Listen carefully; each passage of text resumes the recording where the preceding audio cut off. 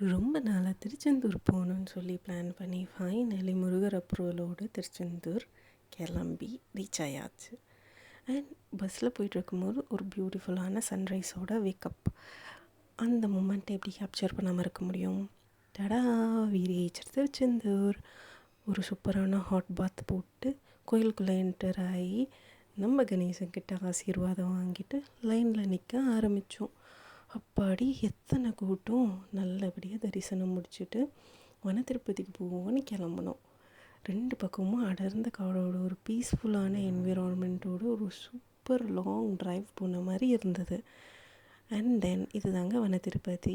அழகான ஒரு கோயில். சரி, தரிசனம்லாம் முடிச்சுட்டு ரிட்டர்ன் வரப்போ தான் பார்த்தா 2 பக்கமும் இருக்கிறது முந்திரி தோட்டம். என்னன்னு செக் பண்ணி பார்ப்போம் அப்படின்னு இறங்கி பார்த்தா நிஜமாகவே முந்திரி தாங்க. அதுக்கடுத்து வர சாயில் பார்த்தா ரொம்ப ரெட்டாக இருந்தது. என்ன டிஃப்ரென்ஸுன்னு கேட்டால், இங்கே தான் சூரரை முருகர் வதம் பண்ணாராமா. உங்களுக்கு தெரிஞ்சால் கமெண்ட் பண்ணுங்கள், சரியா?